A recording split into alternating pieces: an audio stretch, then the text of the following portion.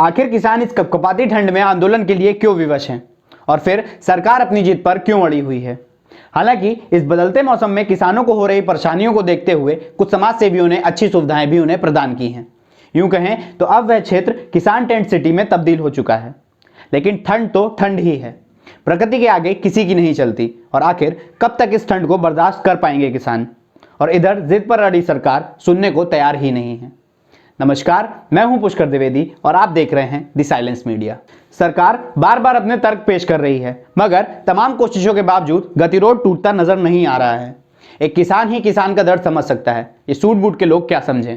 किसानों के जीवन में आम जरूरतें क्या होती हैं। इस बीच कई दौर की वार्ताएं हो चुकी हैं, लेकिन किसान और सरकार में आपसी सहमति नहीं बन पा रही है। इसके पीछे सरकार के मन में छिपे किसानों के प्रति दुर्भावना और पूंजीपतियों के लिए अंधे प्रेम को समझने की जरूरत है।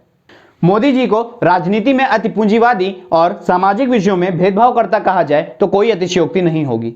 सरकार द्वारा संशोधित कानून में अब तक यही देखा गया है कि पूंजीपतियों को कैसे फायदा पहुंचाया जाए। आइए समझते हैं बदलती परिस्थितियों में मोदी सरकार केंद्र में कैसे स्थापित हुई और किन लोगों ने सरकार बनने में भूमिका निभाई। इनकी तमाम योजनाएं धरातल पर हो या ना तो इनके लिए मायने रखता है और ना ही इनकी अंधभक्ति करने वालों के लिए, लेकिन इन्हें सुर्खियों में बने रहना जरूर मायने रखता है।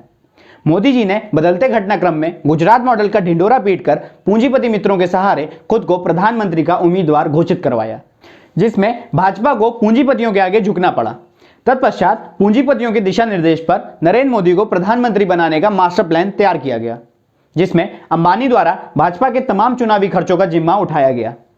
इस दौरान मोदी जी को अडानी ने चुनाव प्रचार के लिए एक हेलीकॉप्टर गिफ्ट किया था, जिसमें लगातार धुआंधार रैलियां की गईं।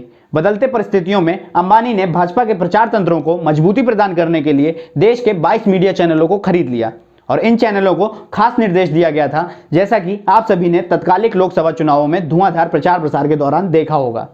आखिर किस तरह से दिन रात मोदी जी से जुड़े गुजरात मॉडल पर आधारित झूठ को सच बताकर प्रचार किया जाता था और इस दौरान तमाम विपक्षी नेताओं पर तंज भी कसे गए थे। तरह तरह के प्रोपेगेंडा तैयार किए गए थे, जिसमें गोदी मीडिया ने यह काम बखूबी पूरा किया था। प्रचार में थोड़ी बहुत कमियों को देखते हुए अंबानी मीडिया चैनल्स तक ही सीमित नहीं रहे, बल्कि कई वेबसाइट्स को भी खरीद लिया और बदलते घटनाक्रम में आखिर मोदी जी प्रधानमंत्री बन ही गए। इसके बाद पूंजीपति मित्रों से लेकर गोदी मीडिया चैनल तक के कर्ज उतारने का दौर शुरू हुआ। जैसा कि आप लोग जानते ही होंगे कि बीते दिनों इन पूंजीपतियों के हजारों करोड़ रुपए का कर्ज माफ कर दिया गया था, वो भी तब जब देश में लॉकडाउन लगा हुआ था। इसके अलावा तमाम पूंजीपतियों पर तत्कालीन सरकार द्वारा लगाए गए जुर्माने भी खत्म कर दिए गए। दैनिक जागरण और जी न्यूज जैसे गोदी मीडिया के मालिकों को राज्यसभा भी भेज दिया गया। और तो और दैनिक भास्कर के मालिक, जिसकी एक कंपनी वेदांता है, उसे छत्तीसगढ़ में कोयले की खान दिला दी गई। आज वह कहावत चरितार्थ होती प्रतीत हो रही है कि खाएंगे तो गाएंगे ही। यानी तमाम गोदी मीडिया आज भी मोदी भक्ति में लीन है और प्रचार तंत्र को मजबूती प्रदान कर रही है।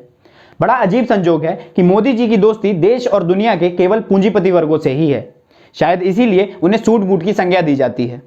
देश विदेश के पूंजीपतियों द्वारा मोदी जी को खुश करने के लिए कहा जाता है।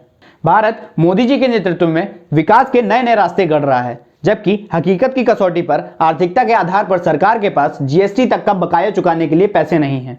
देश वित्तीय हालत से जूझ रहा है और इसके बावजूद 971 करोड़ की लागत से नया संसद भवन बनाया जा रहा है।